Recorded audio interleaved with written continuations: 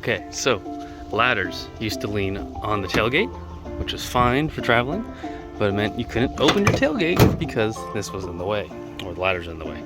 So put a 2x4 together, bolt, and put some wood glue in there so they kind of keep it from sliding out and from going back and forth. And the ladders will obviously keep it down, they're strapped. And now I can access my freaking tailgate. Wow.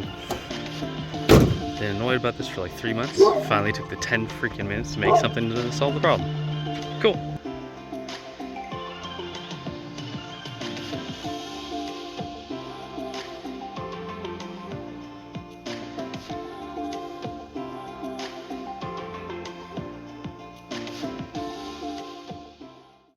Alright guys, have fun, don't get lost, don't die, and remember, get over it.